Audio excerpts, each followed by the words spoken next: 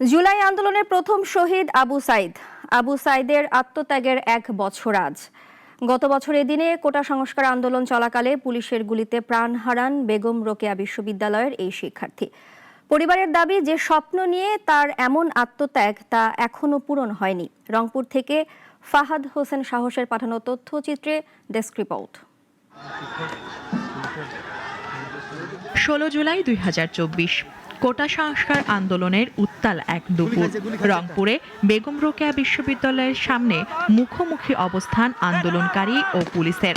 ঠিক তখনই বুক চিতিয়ে দাঁড়িয়ে যান একজন তরুণ, নাম আবু সাইদ। পুলিশের গুলিতে ঝরে যায় তার প্রাণ, আর সেই রক্তগঙ্গা দেশ জুড়ে ছড়িয়ে দেয় প্রতিবাদের আগুন। বেগম রোকেয়া বিশ্ববিদ্যালয়ের ইংরেজি বিভাগের মেধাবী শিক্ষার্থী আবু সাইদ ছিলেন শান্ত, নিরহংকার আর সংগ্রামী। দারিদ্র্য পেরিয়ে যিনি জ্ঞানকে হাতিয়ার বানিয়েছিলেন বৈষম্যের বিরুদ্ধে লড়তে। সেই ছাত্রনেতার আত্মদানের 1 বছর পূর্ণ হলো আজ।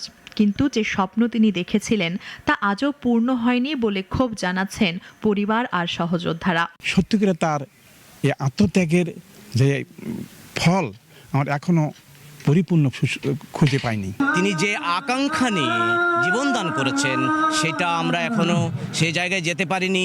আবু সাইদ সহ বাংলাদেশের যত শহীদ পরিবার, এদের শহীদদের কোনো বিচার করতে পারছে না।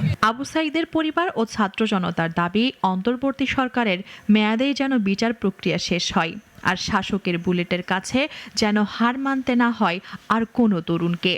ছেলের বিচারটা তো হলো, আমি চাইছিলাম যে যারা প্রকৃতি দোষী তাকে আইনের আওতায় আনি বিচার করা হোক। বিচারটা তো এখন নর্মালের ভাব দেখা যায়। মারছে তার আমি বিচার চাই। আমাকে বিচার না হলে আমার মনটা আমার ভালো লাগবে না। আমার বিচার হলে বাংলাদেশের আমার মনটা ভালো লাগবে। শুধু আবু সাইদ নয়, জুলাই আন্দোলনের প্রতিটি শহীদের আত্মত্যাগ আজও স্মরণ করিয়ে দেয় এই প্রজন্ম অন্যায়ের কাছে মাথা নত করে না। মুনিয়া জুথি, নাগরিক, ঢাকা।